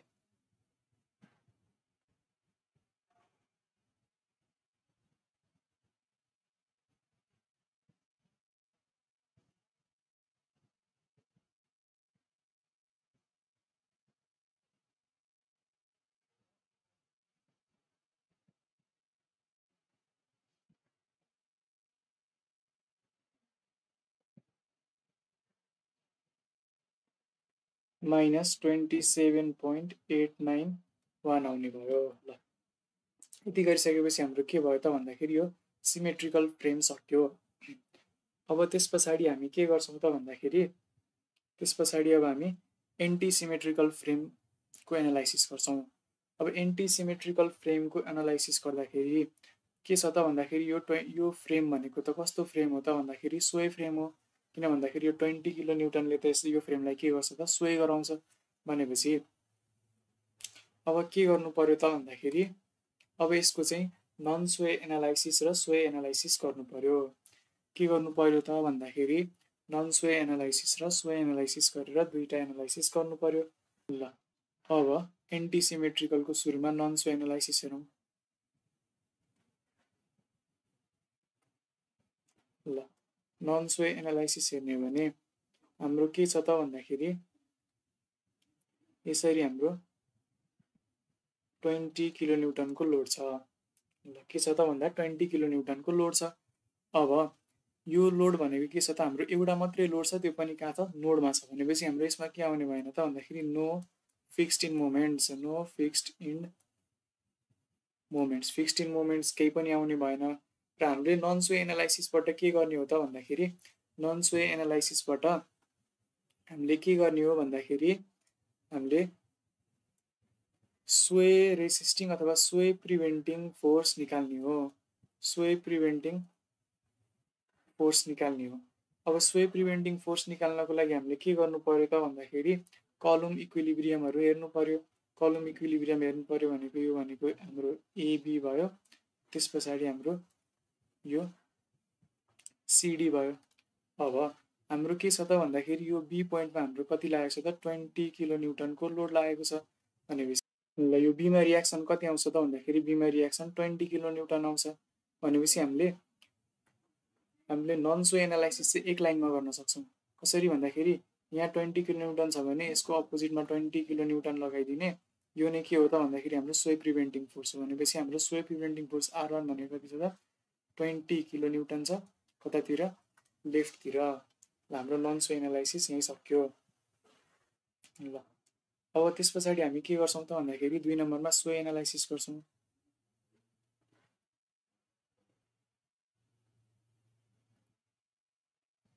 2 नम्बरमा के गर्छौँ त स्वे एनालाइसिस गर्छौँ। अब स्वे एनालाइसिस गर्दाखेरि हाम्रो के गर्नु पर्यो त भन्दाखेरि हामीले यसरी आर्बिट्रेरी स्वे चाहिँ यसरी के गर्नु पर्यो त अप्लाई गरिदिनु पर्यो डेल्टा डेल्टा, जसले गर्दाखेरि यहाँ फिक्सिङ मोमेन्ट कति आउँछ त 6EI delta by L square, यहाँ पनि 6EI delta by L square आउँछ होइन। ल अनि त्यस पछाडि यहाँ पनि के आउँछ त 6EI delta by L square आउँछ, यहाँ पनि 6EI delta by L square आउँछ। अब यो हामी के गरिरहेछौँ भन्दाखेरि हामी एन्टी सिमेट्रिकल फ्रेम हेरिरहेछौँ भनेपछि हामी के गर्छौँ त यसरी आधीलाई मात्रै एनालाइसिस गर्छौँ। अब आधी पार्टलाई मात्रै एनालाइसिस गर्छौँ भने अब हाम्रो के लेख्नु पर्यो त यहाँ भन्दाखेरि fixed end moment of AB लेख्नु पर्यो र फिक्स्ड इन मोमेन्ट बिए लेख्नु पर्यो र फिक्स्ड इन मोमेन्ट बिसी लेख्नु पर्यो। अब यो सोएको कारणले गर्दाखेरि यो बिसी भनेको त के हो, बिसी भनेको त हाम्रो बिम हो, बिममा केही पनि फिक्स्ड इन मोमेन्ट आउँदैन भनेपछि 0 लेख्न पाइयो। अब यसमा चाहिँ के आउँछ त भन्दाखेरि फिक्स्ड इन मोमेन्ट एबी भनेको -6EI delta by L square हो, यो भनेको पनि -6EI delta by L square हो।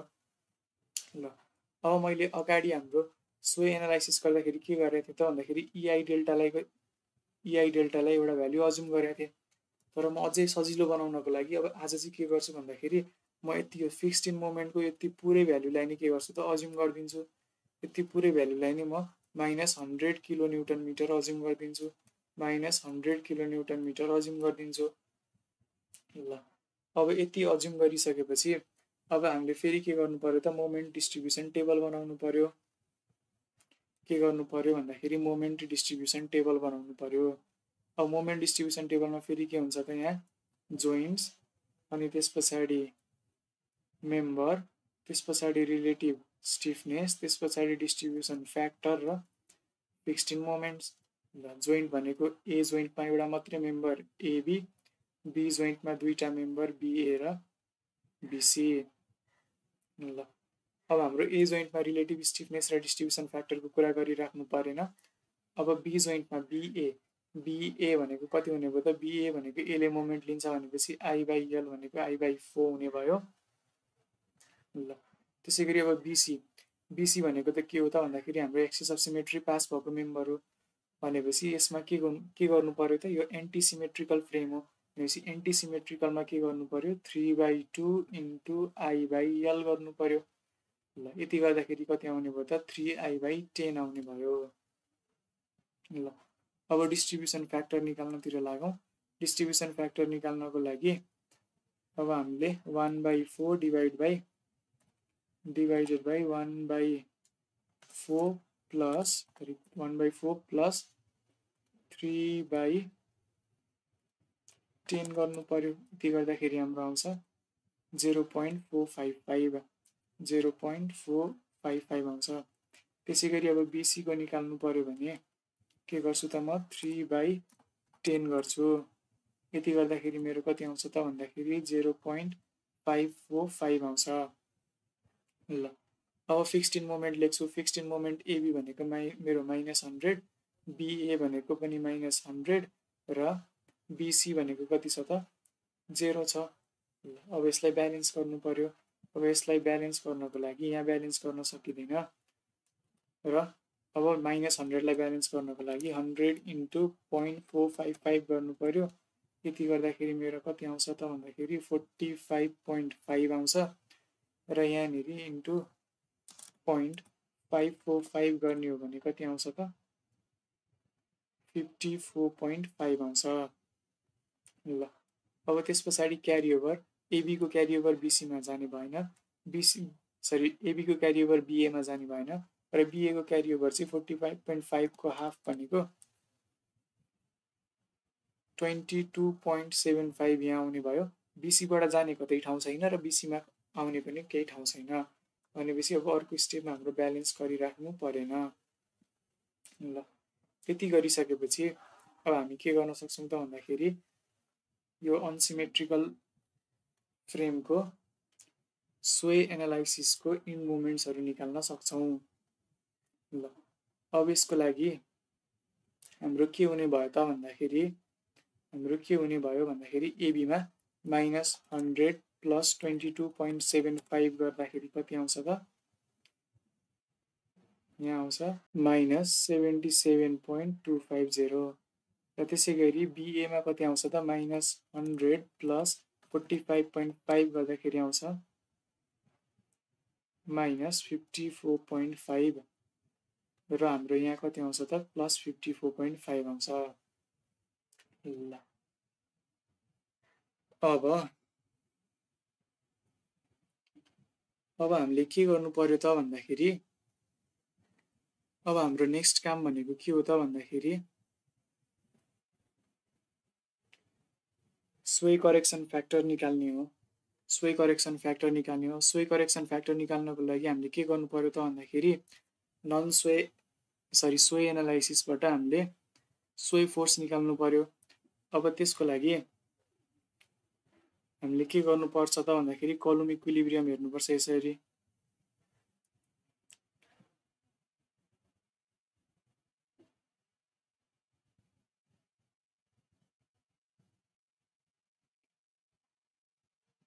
हाम्रो कलम भनेको के छ त? एबी र सिडी भन्ने हाम्रो कलम छ। ल अब हाम्रो एबी को इन मोमेन्ट कति आएको छ त? 77.25 एन्टी क्लकवाइज छ भनेपछि यहाँनिर 77.25 एन्टी क्लकवाइज भयो। त्यसै गरी बिएमा कति आएको छ त? 54.5 एन्टी क्लकवाइज आएको छ। ल अब यो सिडी भनेको त के हो त भन्दाखेरि यो सिडी भनेको बिए को करेस्पोन्डिङ मेम्बर हो। त्यसै गरी एबी भनेको एबी को करेस्पोन्डिङ मेम्बर भनेको डिसी हो। र यो हाम्रो एन्टी सिमेट्रिकल अथवा स्क्यू सिमेट्रिकलमा के हुन्छ त भन्दाखेरि करेस्पोन्डिङ पोइन्टमा इक्वल मोमेन्ट आउँछ सेम डिरेक्सनमा भनेपछि यहाँ पनि कति आउने भयो त? 77.25 नै आउने भयो र यहाँ पनि 54.5 नै आउने भयो। ल अब यहाँ म एमा बसेर मोमेन्ट लिए भने summation moment about A equals to 0 गरेँ भने अब मेरो के हुने भयो त भन्दाखेरि सपोज मेरो बीमा यसरी एचबी रियाक्सन आउँछ र सीमा पनि एचसी रियाक्सन आउँछ which is equals to HB. किन भन्दाखेरि दुईटैमा मोमेन्टहरू सेम छन्। त्यसो भए minus 77.25 minus 54.5 plus HB into 4 equals to 0 गर्ने हो भने यहाँबाट मेरो एचबी भनेको कति आउँछ त भन्दा 77.25 प्लस 54.5 डिभाइड बाई 4 गर्ने हो भने कति आउँछ भन्दा 32.938 आउने रहेछ।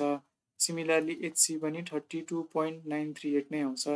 त्यसो भए हाम्रो आर्बिट्रेरी सोही फोर्स भनेको 32.938 इन्टु 2 हुने रहेछ।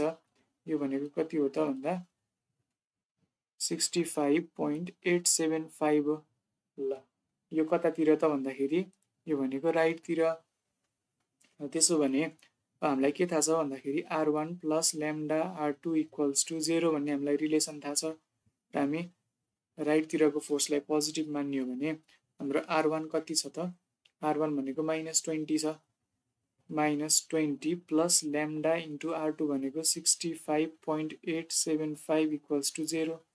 यहाँबाट ल्याम्डा भनेको कति आउने भयो त? 20/65.875 आउने भयो। ल कति आउने भयो त भन्दाखेरि 20/65.875 आउने भयो। यति गर्दाखेरि हाम्रो कति आउँछ त भन्दाखेरि 0.304 आउने रहेछ। 0.304 आउने रहेछ हाम्रो सोही करेक्सन फ्याक्टर। ल अब हामी यो सोही करेक्सन फ्याक्टर चाहिँ अब कहाँ युज गर्छौँ त भन्दाखेरि हामी फाइनल इन मोमेन्ट निकाल्न हामी यो सोही करेक्सन फ्याक्टरलाई युज गर्छौँ।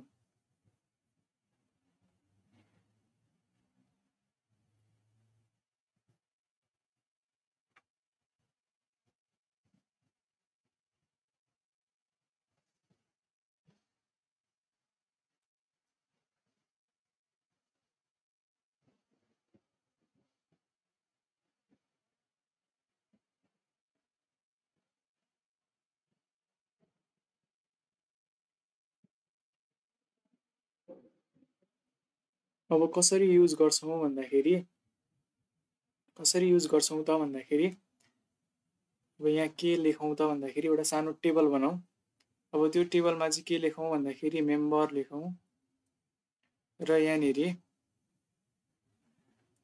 यहाँनेरि के लेखौँ त भन्दाखेरि सिमेट्रिकल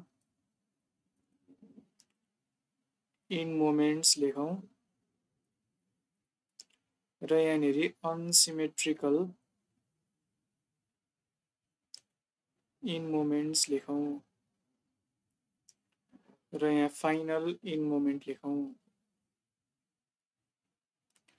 अब फाइनल इन मोमेन्ट चाहिँ के गर्छौँ त भन्दाखेरि यो सिमेट्रिकलको in moment plus lambda times moment अनसिमेट्रिकलको इन मोमेन्ट गरेर चाहिँ हामी फाइनल इन मोमेन्ट निकाल्छौँ।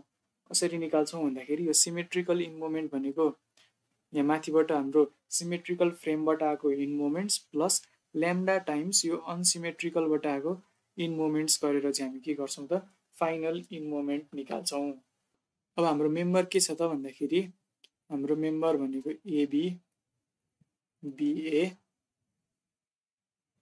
त्यस पछाडि बिसिसिबी बिसिसिबी त्यस पछाडि सिडी र डिसी।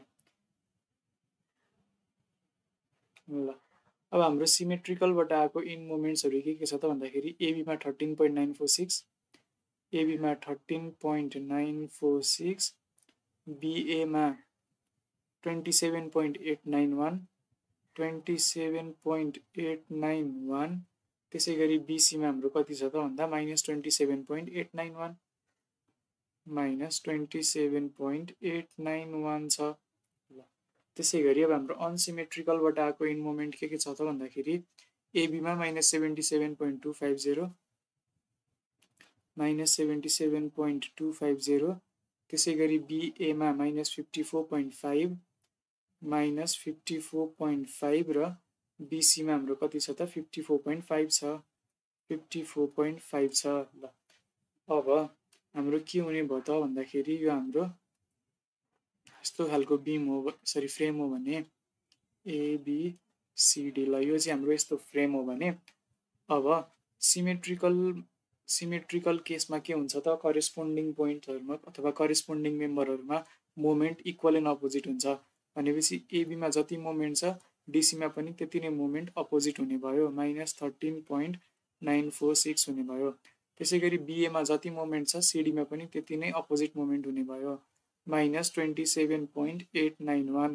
त्यसै गरी बिसीमा जति मोमेन्ट छ सिबीमा पनि त्यति नै मोमेन्ट अपोजिट हुने भयो 27.891। ल त्यसै गरी अब अनसिमेट्रिकलमा चाहिँ के हुन्छ त भन्दाखेरि अनसिमेट्रिकलमा चाहिँ equal in magnitude as well as direction हुन्छ भनेपछि एबीमा जति मोमेन्ट आयो डिसीमा पनि त्यति नै मोमेन्ट आउँछ -77.250। ल त्यसै गरी अब हाम्रो बिएमा जति मोमेन्ट आयो सिडीमा पनि त्यति नै मोमेन्ट आउँछ -54.5।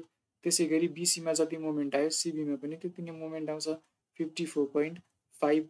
ल अब हामी के गर्छौँ त फाइनल इन मोमेन्ट निकाल्छौँ। फाइनल इन मोमेन्ट निकाल्नको लागि म एउटा सानो फर्मुला बनाएँ x + 0.304 टाइम्स y भन्ने एउटा फर्मुला बनाएँ जसमा म x मा चाहिँ के राख्छु त सिमेट्रिकल इन मोमेन्ट्स राख्छु भने y मा अनसिमेट्रिकल इन मोमेन्ट राख्छु।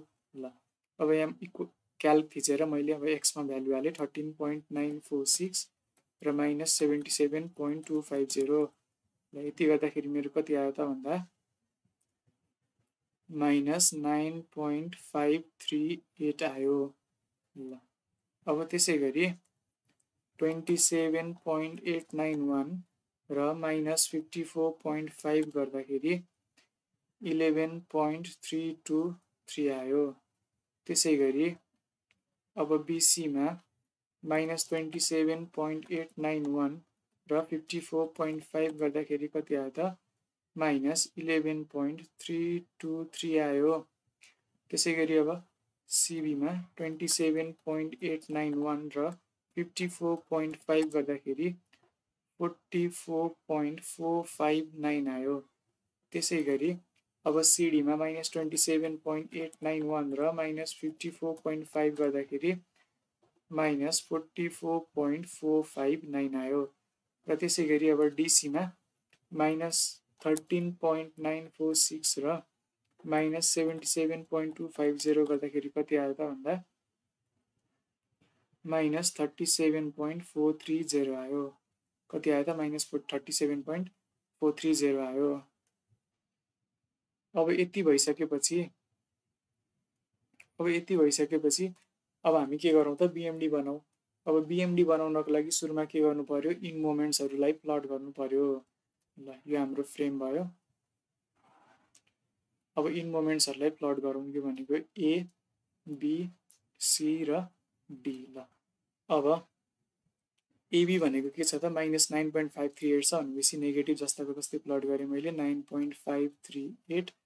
र अब हाम्रो बिए भनेको के छ त बिए भनेको राइटतिरको भ्याल्यु हो। राइटतिरको भ्याल्यु के छ त पोजिटिभ छ भनेपछि यसलाई मैले नेगेटिभ बनाएर प्लट गर्नुपर्छ।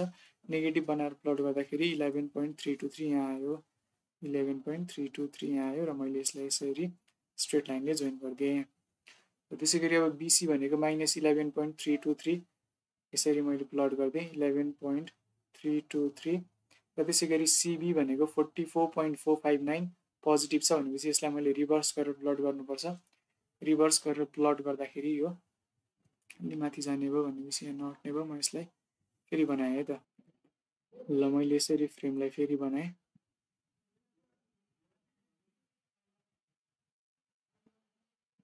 ल यो के भयो त हाम्रो ए बी सी डी भयो। ल एबीमा हाम्रो कति छ त माइनस 9.538 छ। मैले यसलाई यसरी प्लट गरेँ 9.538।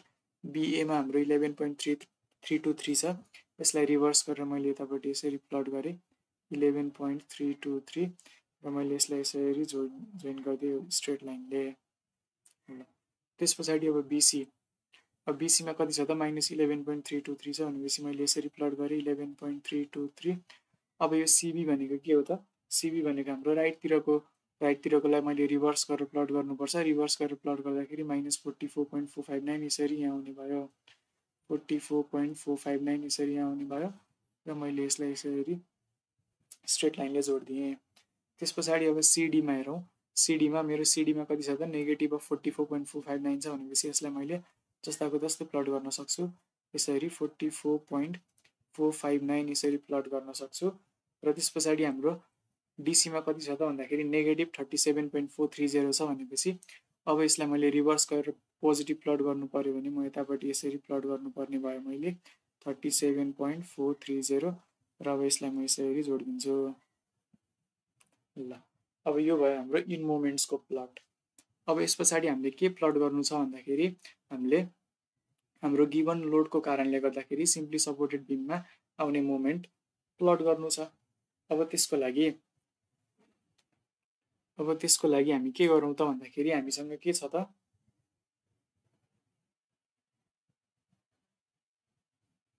हामीसँग हाम्रो लोडिङ कस्तो छ त लोडिङ भनेको हाम्रो बिसी पोर्सनमा हाम्रो लोडिङ छ। बिसी पोर्सनमा के छ त हाम्रो लोडिङ छ। कस्तो लोडिङ छ त भन्दाखेरि ट्रायङ्गुलर लोडिङ छ। बिसी पोर्सनमा हाम्रो कस्तो छ त भन्दाखेरि यस्तो ट्रायङ्गुलर लोडिङ छ।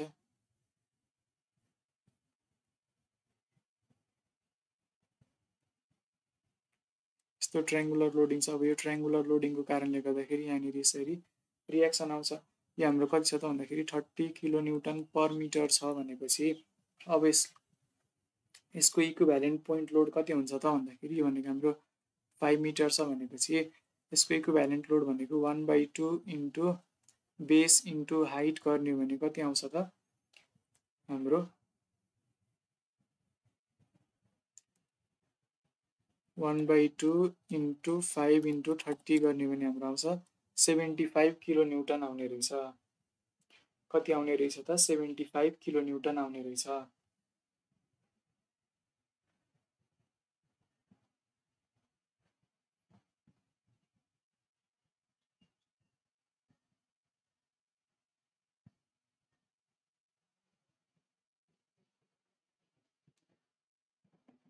सेभेन्टी फाइभ किलोन्युटन आउने रहेछ भनेपछि अब यो 75 के हुने भयो त भन्दाखेरि रियाक्सनमा चाहिँ कति आउने भयो त 75 को हाफ आउने भयो।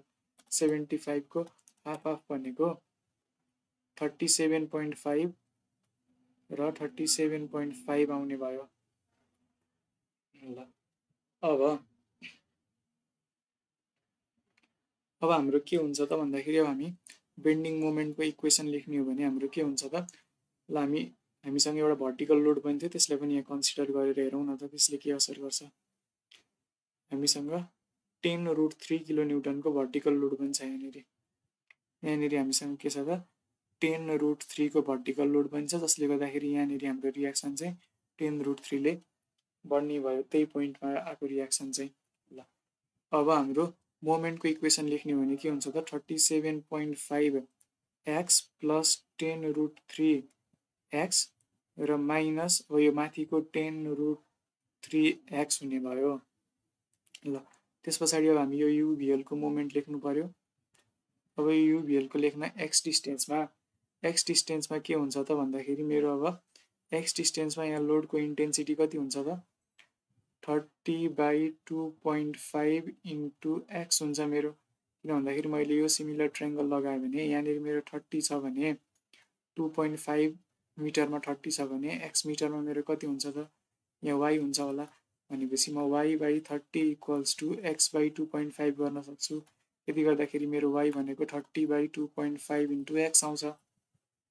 ल भनेपछि के हुने भयो त भन्दाखेरि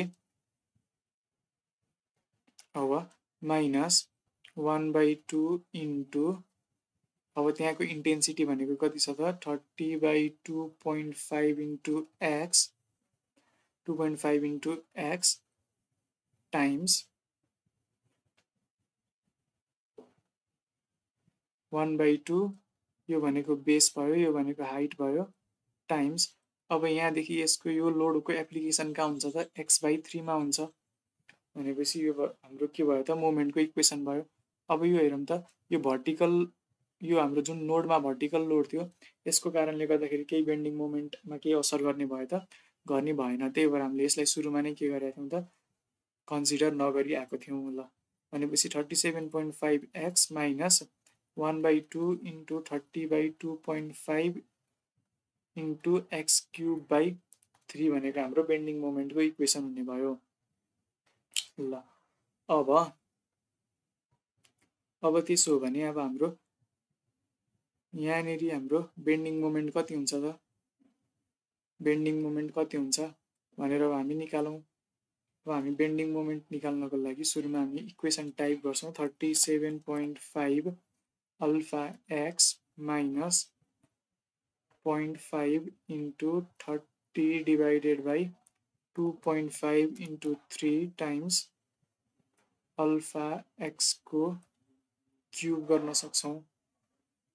ल अब यति गर्ने हो भने हाम्रो एक्सको भ्यालु सपोज मैले के राखेँ त सुरुमा भन्दाखेरि म के पनि चेक गर्न खोजिरहेको छु भन्दाखेरि मेरो बेन्डिङ मोमेन्ट डायग्रामको साइन चेन्ज भएको छ कि छैन भनेर पनि चेक गर्न खोजिरहेको छु। त्यही भएर म सुरुमा 1 राखेर हेर्छु, 1 राख्दाखेरि मेरो पोजिटिभ आयो। त्यसै गरी 2 राखेर हेर्छु, 2 राख्दाखेरि पनि पोजिटिभ आयो र 3 राखेर हेर्छु, 2.5 राखेर हेर्छु, 2.5 राख्दाखेरि मेरो भ्यालु के आयो पोजिटिभ नै आयो। कति आयो त भन्दाखेरि 62.5 आयो। कति आयो त यहाँनिर मेरो 62.5 आयो हाम्रो बेन्डिङ मोमेन्ट डायग्राम। ल